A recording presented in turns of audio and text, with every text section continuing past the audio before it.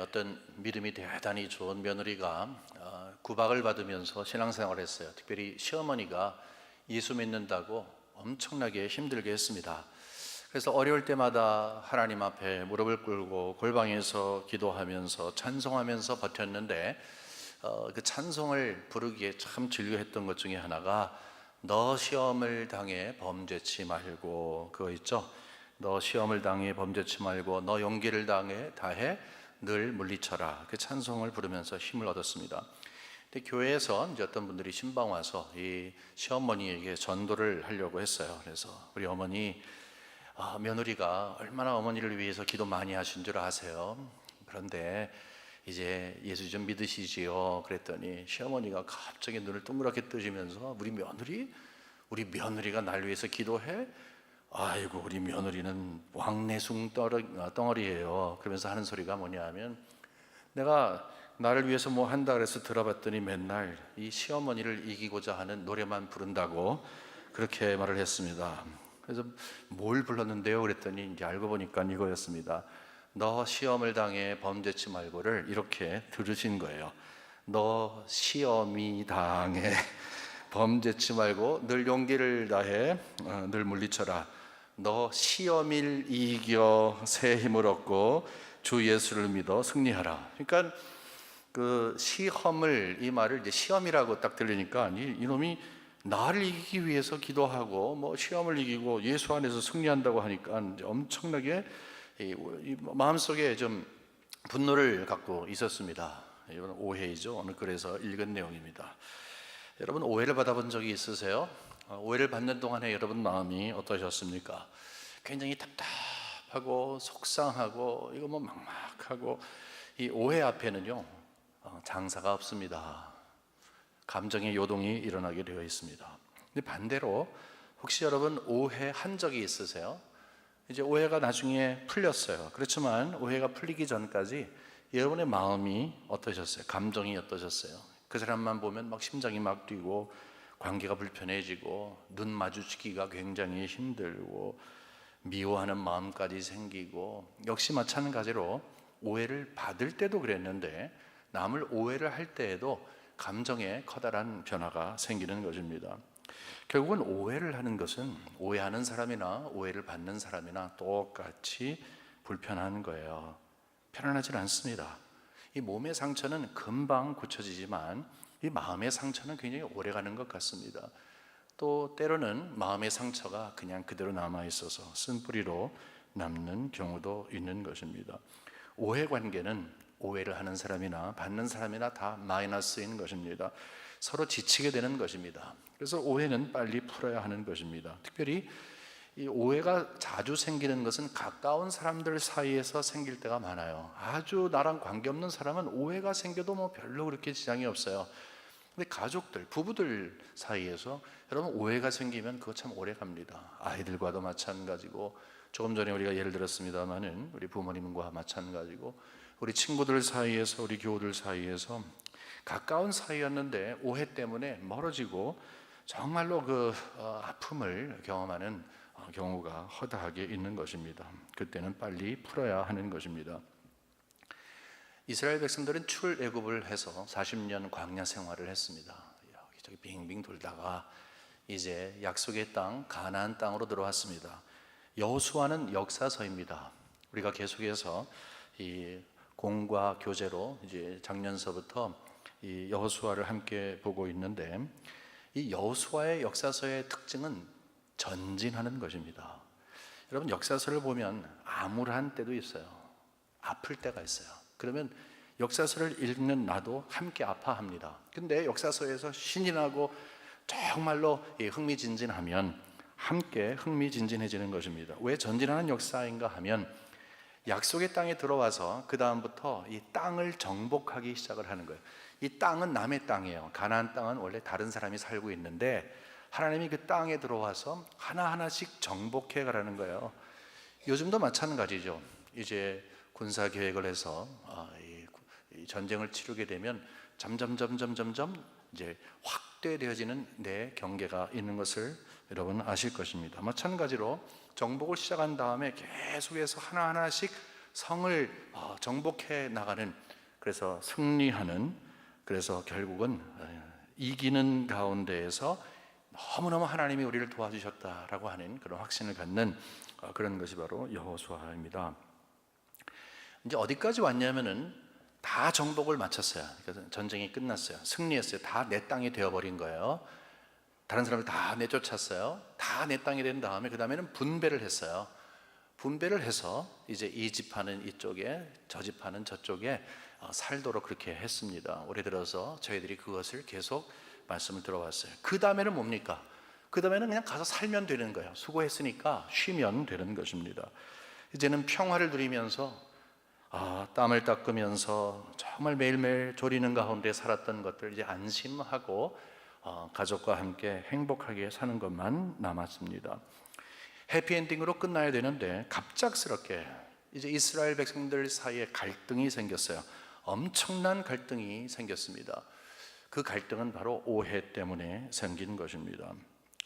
여러분, 이스라엘 백성들의 그 역사를 조금 이해를 하셔야 되는데, 모두가 다 광야 생활을 마친 다음에 요단강을 건너서 전쟁을 치러서 땅 분배를 받았지만, 요단강을 건너기 전에 있는 그 지경, 그 땅에 두 지파와 반 지파가 살았어요.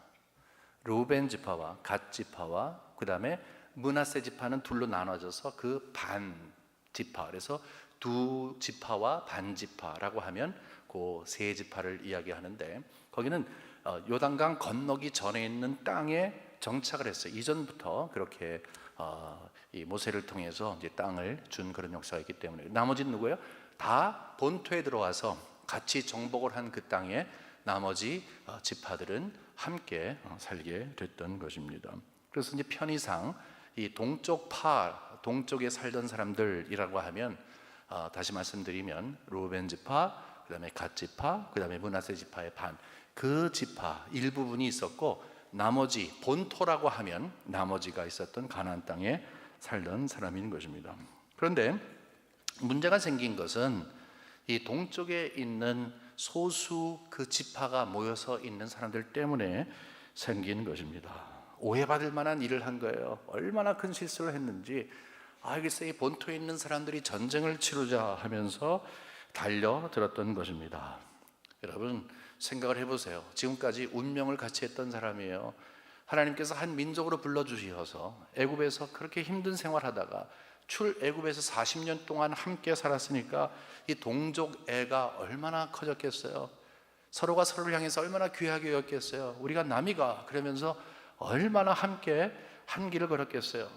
역경과 어려움을 함께 했던 그 끈끈한 사랑의 띠가 그들에게 있었어요. 그뿐만이 아니라 여러분, 전쟁에서 함께 전쟁을 치르면 그 전우애가 대단하다고 합니다. 저는 전쟁을 안 치러봐서 모릅니다만은, 패싸움도 안 해봤습니다만은, 어쨌든 이 함께 전쟁을 하면은 이 전우애, 함께 싸울 때 오는 그 우정이 굉장히 그 단단한 결속력을 갖다 준다고 하죠. 안 그래도 지금 한 민족, 한 고생을 하면서 한 목적을 해서 왔는데 전쟁까지 치렀던 그들은 굉장히 단단한 공동체를 이루고 있었어요. 근데 여러분, 아무리 단단해도 오해거리가 하나 생기면 금방 없어지는 것입니다. 금방 차가운 관계가 되는 것입니다. 냉각 관계가 시작이 된 것입니다. 아무리 결속해도, 아무리 가까워도, 아무리 부부여도, 한 몸을 이루는 사람이라 할지라도 오해가 생기면 그 관계가 힘들어지는 거예요. 그것이 원리인 것입니다. 근데 감사한 것은 뒤쪽을 읽어보게 되면 그런 오해가 있었음에도 불구하고 해피엔딩으로 끝나요. 오해가 풀린 거예요. 그래서 모두가 다 기뻐하는 것으로 끝납니다. 그래서 우리 관심은 뭐냐 하면, 그 오해가 과연 무엇이고 어떻게 그것을 해결한 것인지를 알게 되면, 여러분이 속한, 여러분이 지금 관계하고 있는 그 필요한, 그 혹시나 불필요한 오해 때문에 고통을 받을 수 있는 그 모든 관계 속에서 앞으로 이렇게 풀면 되겠구나 라고 하는 실질적인 교훈을 받게 됩니다. 그래서 오늘은 이 세 부분으로 나눠서 간단히 말씀드리도록 하겠습니다. 어떤 오해가 생겼는가? 굉장히 치명적인 오해가 생겼습니다. 여러분, 이스라엘 백성들은 제사를 중심으로 해서 살아갔던 그런 민족이에요. 왜 그래요? 하나님이 그렇게 하라고 했으니까. 다른 할례 받지 아니하는 백성은 하나님을 경배하고 하나님 앞에 제사 드리는 사람들이 아니었어요. 하나님을 제사 드리는 것, 특권 중에 특권이었죠. 그래서 하나님께서 실로라고 하는 곳에 그 제단을 쌓게 하셨어요. 거기 장막을 세우시고 제단을 거기에 쌓게 하셨어요. 그러니까 모든 이스라엘 백성들은 어디에 있든지 그곳에 와서 이제 제단을 쌓게 됐습니다. 특별히 남자들은 1년에 3번씩 반드시 그곳에 가서 제단을 쌓게 됐어요. 무슨 말인가 하면 구심점이 그 제단에 있었다는 거예요. 모든 사람들의 관심이 바로 그 제단에 있었던 것입니다. 근데 문제는 뭐냐 하면 실로에 떡하니 하나님이 지정하신 이 제단이 있음에도 불구하고 조금 전에 말씀드린 그 동쪽에 요단강 건너편에 살고 있는 그 둘, 그 다음에 하나 반지파, 이 지파가 함께 모여서 요단강 딱 이 본토에서 건너기 바로 전에 언덕 위에 큰 제단을 하나 쌓았어요. 그것도 본토 이 실로에 있는 것보다 훨씬 더 큰 제단을 쌓았습니다. 이 소식을 듣자마자 난리가 난 것입니다. 본토에 있던 사람들은 난리가 났어요. 흥분했습니다. 이게 무슨 일이냐고 화가 단단히 났습니다. 하나님이 지적하신 곳에서 예배를 드려야지 저 사람들이 정신이 있느냐 없느냐 서로 이야기를 한 것입니다. 왜냐하면 일종의 영적인 구테타로 생각한 것입니다. 수도가 분명히 있는데 다른 곳에 사람들이 모여서 수도 하나를 더 세워요. 그 구테타죠. 분명히 한 곳을 중심으로 해서 영적인 이 집중을 해야 할 사람들이 분열을 하는 것 아니냐. 나라를 분열하고 결국 이래서 한 나라, 한 신앙으로 섬기게끔 하는 하나님의 그 모독을 하는 것 아니냐, 이런 말을 한 것입니다. 여기 앞쪽에 있는 22장 12절에 보면 이런 말씀이 있습니다. 이스라엘 자손이 이를 듣자, 이게 뭐냐면은 커다란 제단을 쌓았다는 말을 듣자 곧 이스라엘 자손의 온 회중이 실로에 모여서 그들과 싸우러 가려 하니라. 이제 싸우러 가려고 한 거예요. 싸우는 것은 전쟁을 치르는 것입니다. 그냥 불편한 관계만 있는 것이 아니라 전쟁을 치르자는 거예요. 죽이자는 거예요. 이러한 일이 생긴 것입니다. 그러한 커다란 오해가 생겼어요. 오해의 핵심이 뭐예요? 실로에 제단이 있는데 또 커다란 제단을 하나 세운 거예요. 근데 이 문제를 어떻게 해결했는가 하는 것을 보게 됩니다. 이 본토에 있는 사람들 실로에 모여서 막 흥분해서 우리가 나와서 싸우자라고 한 사람들이 흥분을 가라앉혔습니다. 왜 이런가 하면은 이런 생각을 한 거예요. 우리 사실을 좀 정확하게 파악하자. 그들도 우리 형제인데 한번 그들이 어떤 일을 경험했는지를 한번 보자라고 해서 종교 지도자와 각 지파에 있던 대표들을 이제 그분들을 만나도록 보내기로 한 것입니다. 그래서 뽑힌 사람들이 함께 질문을 가지고 또 답을 얻기 위해서 그 제단을 쌓았던 사람들을 가서 만나게 됩니다. 이제 동쪽에 있던 사람들은 이 질문을 가지고 온 사람들의 말을 듣게 됩니다. 근데 여러분 여기에서 왜 무엇 때문에 가서 이렇게 해결을 하려고 했는지 이야기하는데 제가 성경에서 안 읽었습니다만은 앞에 보게 되면은요 이런 말을 하고 있어요. 부올이라고 하는 사람과 아간이라고 하는 두 사람의 이름을 걸어요. 어떤 특징을 갖고 있냐면은 개인이 범죄를 했는데 하나님께서는 모든 이스라엘 백성들에게 공동체에게 벌을 내리시는 거예요. 부올 같은 경우는 이제 하나님께서 전염병을 주셔서 24,000명이 죽은 거예요. 한 사람 때문에 죄는 한 사람이 범했는데 24,000명이라는 엄청난 수가 죽는 어마어마한 일이 있었어요. 또 아간이란 사람을 이야기해요. 전리품을 이렇게 갖고 오지 말라고 했는데 결국 갖고 왔는데 역시 한 사람의 죄인데 모든 사람들에게 하나님께서 노를 발표하시고 그 다음에 그들에게 벌을 내리신 것을 이야기를 합니다. 야, 기억해? 부월 기억해? 아간 기억해? 너희들이 죄를 짓는 것은 단순히 너희의 죄뿐만이 아니라 우리 모든 공동체에게 하나님께서 벌을 내릴 수도 있다는 것을 왜 몰라? 우리 모든 공동체가 고통을 받을 바가 참 두렵다 이렇게 이야기를 했어요. 굉장히 진솔하게 얘기한 거죠. 뭐 감정도 좀 섞였겠죠. 근데 동쪽에 있는 그 사람들, 그 제단을 세웠던 사람들이 그 자리에서 그렇습니까? 이 말을 들은 다음에 차근차근 어떤 일이 있었는가, 어떤 동기로 그 제단을 세웠는가 하는 것을 설명합니다. 이런 말을 하는 거예요. 우리는 제단을 사용할 것이 아닙니다. 절대로 사용하지 않습니다. 걱정하지 마세요. 만일에 사용한다면 하나님께서 우리에게 벌 내리셔도 좋습니다. 그러나 절대로 그렇지 않습니다. 단지 걱정 때문에 그랬어요. 그런 거예요. 우리 때는 지금 현재 함께 있다가 헤어졌지만 우리 후손들 몇 세대가 될지 모르겠지만 나중에 됐을 때 요단강을 중심으로 해서 당신들은 실로에 모여서 하나님께 제사 드리고 신앙생활을 하지만 여기에 있는 우리의 후손들은 먼 곳에 있기 때문에 혹시 당신들의 후손이 우리와 상관없는데 무슨 하나님을 믿으려고 해? 라고 해서 하나님을 경외하는 삶과 하나님을 예배하는 삶이 그칠까 굉장히 두렵습니다. 그래서 우리 자신과 당신들, 우리 자손과 후손들을 위해서 여기에 기념물로 이것을 세운 겁니다. 이렇게 이야기를 합니다. 여기 구체적으로 성경에 보면 제단 모형이다 라고 28절에 이야기하고 있어요. 이거는 그냥 모형이라는 거예요. 모형인 거예요. 이 말을 들은 다음에 이제 안심을 한 거죠. 왜냐하면 오해를 한 거예요. 이 제단을 쌓는 것은 제사를 드리기 위해서인데 그러면 두 제단이 생기는 건데 제단 사용 안 한다고 하니까 안심을 하고 돌아가서 이야기하니까 이스라엘 백성들이 너무너무 기뻐하면서 도리어 와 대단한 신앙인들이네 라고 하면서 그들을 칭찬했던 것입니다. 오해가 잘 풀렸습니다. 확대되지를 않았습니다. 잘 만나고 잘 해결을 했습니다. 그래서 하나님께서 하나 되게 하신 그 공동체가 평안을 찾게 되었습니다. 자, 이것이 해결 방법이었습니다. 문제는 뭐예요? 제단이 원래 있는데 하나를 더 세운 것이고 방법은 함께 모여서 진솔하게 서로 대화를 오고 간 것입니다. 뜻을 알게 된 것입니다. 이 말씀을 통해서 저희들은 아주 굉장히 중요한 실질적인 교훈을 얻게 됩니다. 세 가지를 간단하게 말씀드리겠습니다. 첫 번째는 가급적이면 오해받을 일을 하지 말라 하는 것입니다. 여러분, 제단을 만드는 것은 영적인 노력을 갖고 있는 거예요. 하나님을 예배하는 것 아니에요. 여기서 무슨 우상만 만든 것도 아니고 즐거운 놀이터 만든 것도 아니에요. 좋은 의도를 갖고 만든 거예요. 분명히 좋은 의도예요. 정말 좋은 의도예요. 하나님이 기뻐하실 수 있는 이야기예요.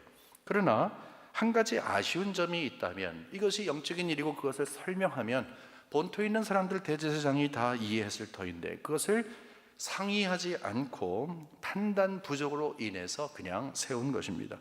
마음이 급하다 보게 되니까 전체를 생각하지 못하고 그 일을 한 것입니다. 배반하려고 한 것 아니에요. 뭐 톡 튀는 것도 아니에요. 그런데 배반한 것처럼 오해를 받은 것입니다.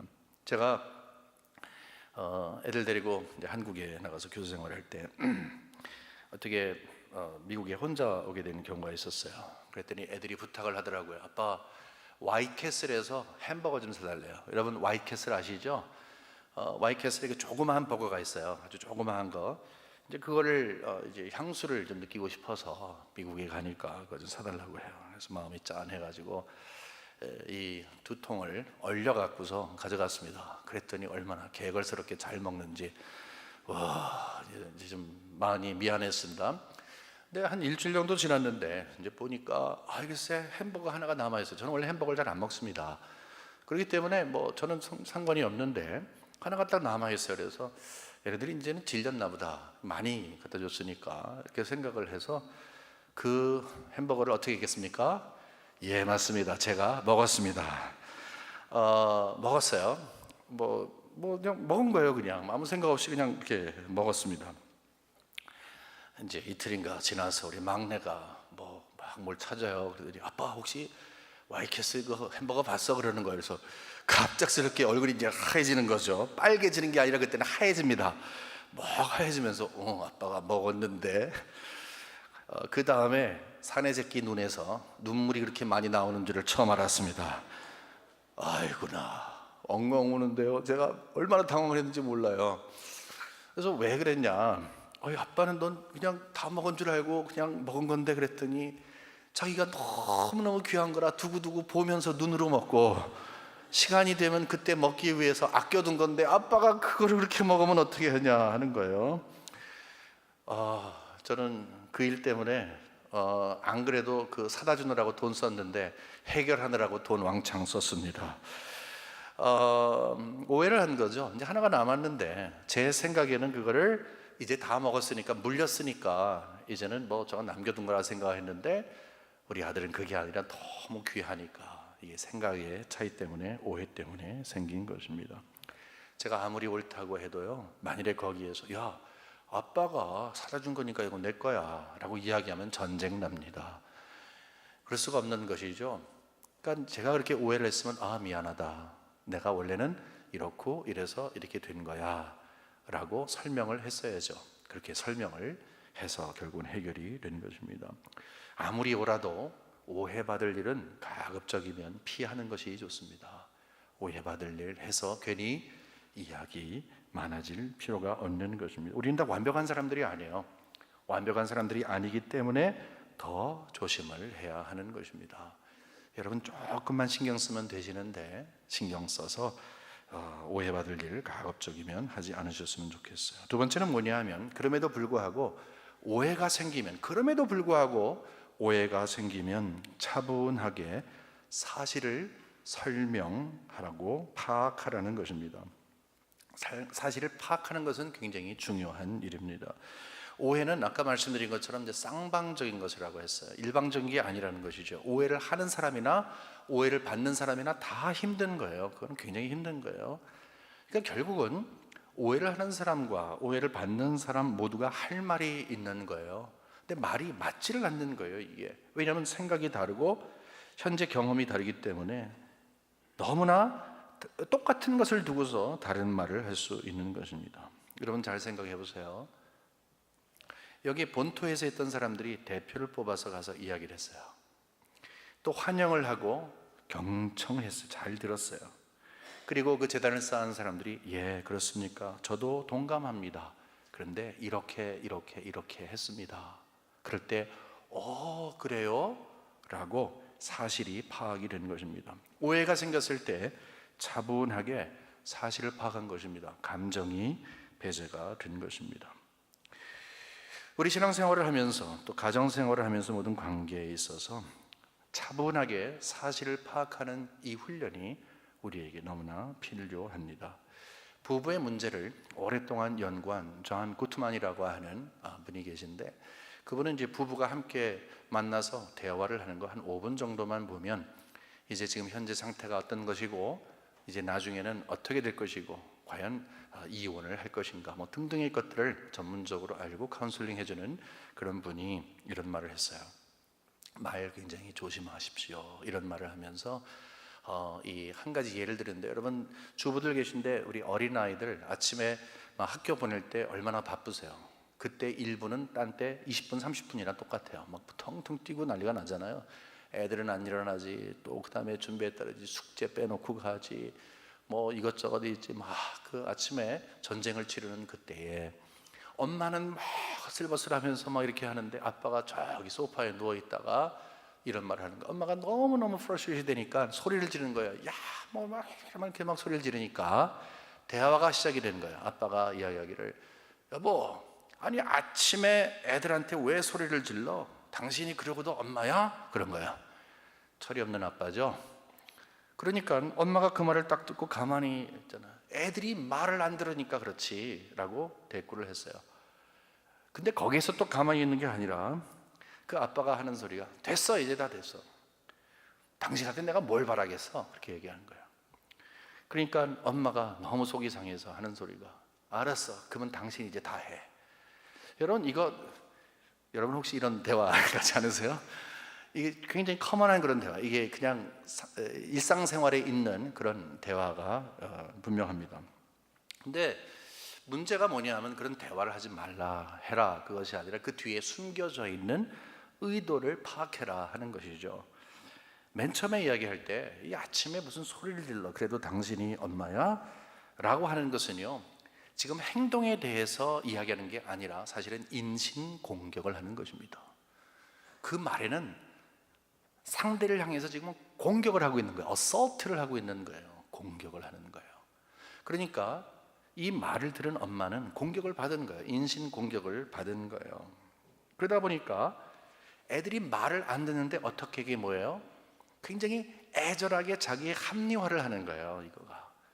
그러니까 원래 소리를 지르면 안 되는 거야, 원래가. 근데 소리를 지를 수밖에 없는 이유를 합리적으로 설명을 하는 것이요. 이제 두 사람이 관계가 이제 갈라지기 시작을 한 것입니다. 됐어, 다 그만둬.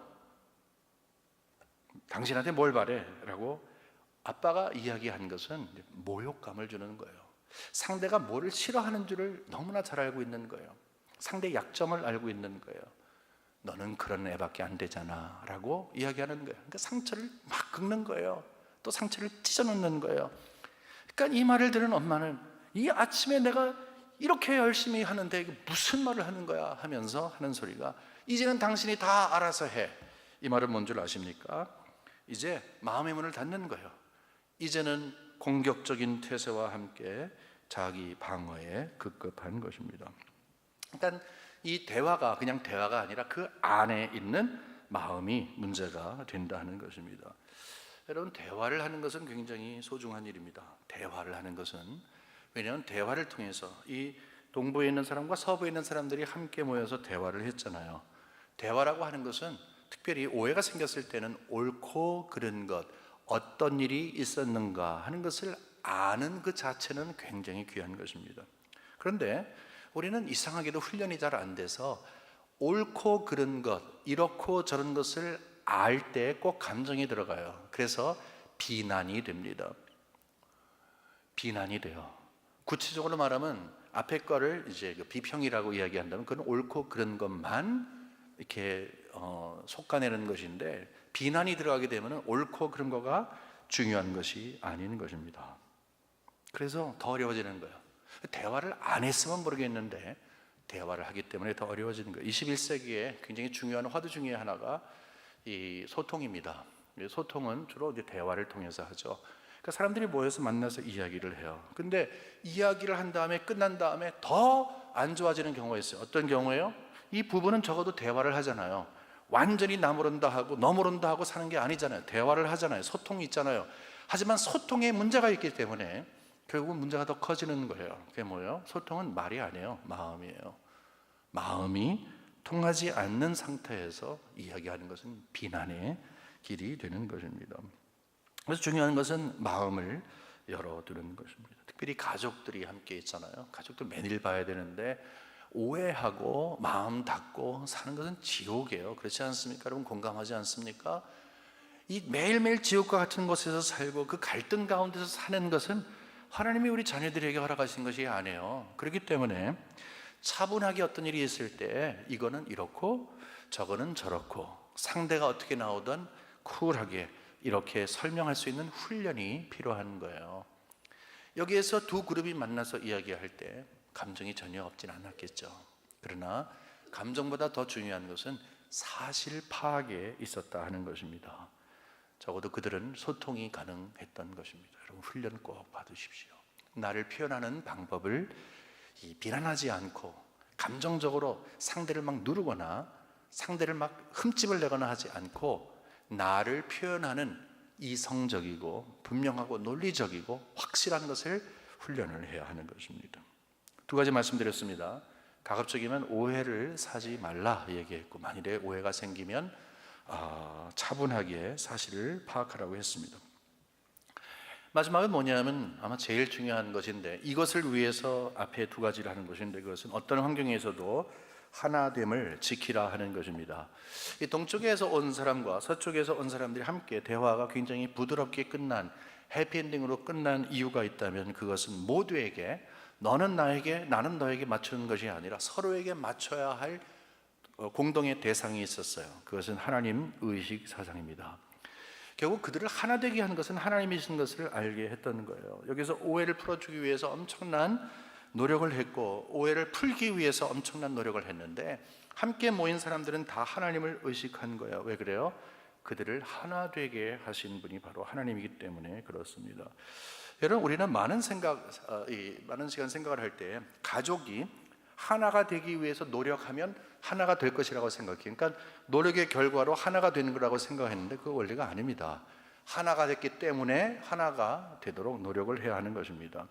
여러분, 가족, 엄마, 아빠, 아이가 있고 부모님이 계시다고 하잖아요. 그럴 때 옆집 아저씨가 들어왔다 그래서 가족이 돼요? 안 됩니다. 그거는 이미 가족으로 하나님께서 구성해 놨기 때문에 그 가운데서 우리가 하나 되도록 노력하고 다른 것들을 이렇게 추려가는 것이 가족의 일입니다. 이미 가족은 하나가 된 것입니다. 이스라엘 백성들도 마찬가지였습니다. 그들이 함께 모여서 우리 하나 됩시다, 우리가 한 민족을 이룹시다, 한 신앙을 가집시다 한 적 없어요. 하나님이 아브라함 부르시고 그 자손들에게 하나가 되게 하시는 특권을 허락해 주시는 거예요. 그러므로 하나됨은 이미 그들에게 주어진 거예요. 그 말은 뭐예요? 오해가 생겼다는 것은 하나됨에서 벗어난 거예요. 하나됨에서 벗어났기 때문에 결국은 이 공동체가 어려워지니까 오해를 풀음으로 원래 하나 되는 그 근본적인 모습을 다시 되찾자 하는 것입니다.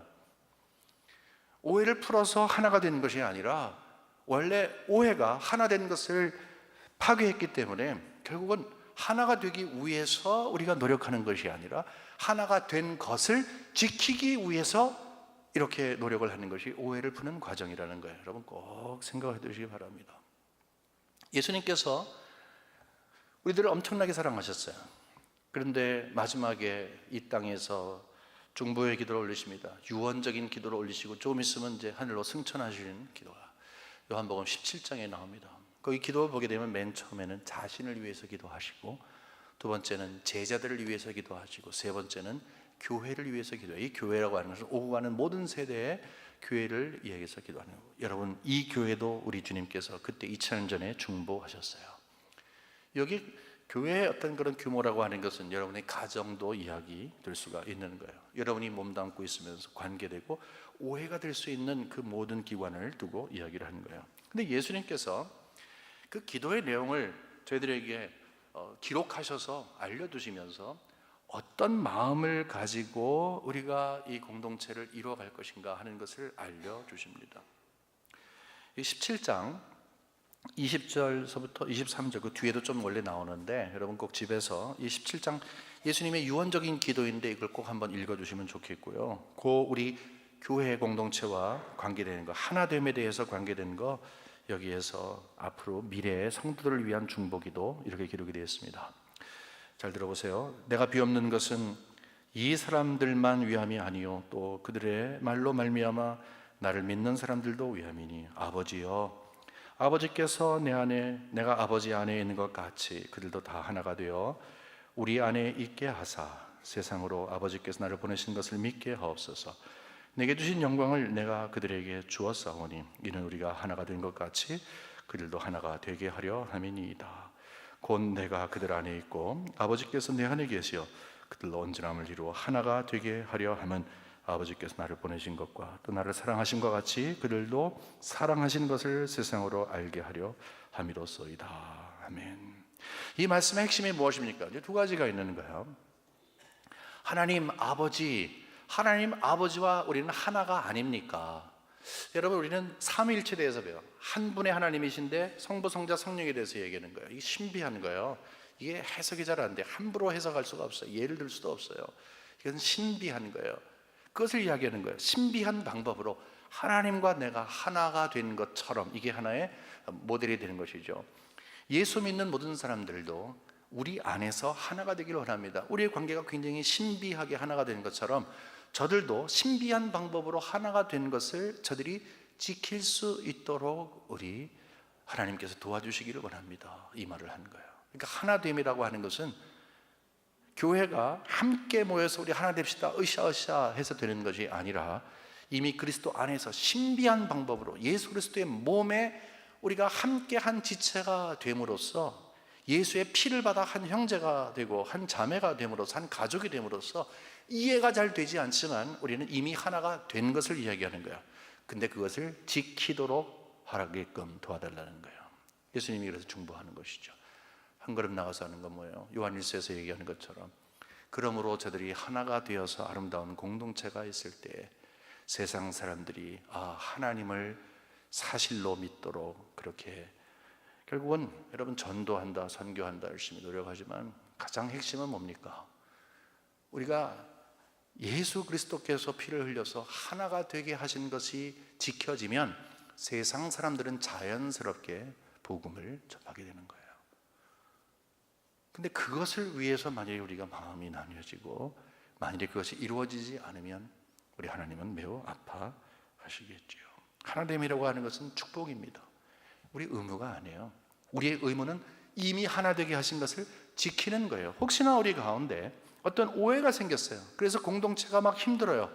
그러면 그 오해를 당연히 당사자는 풀어야 되는 거예요.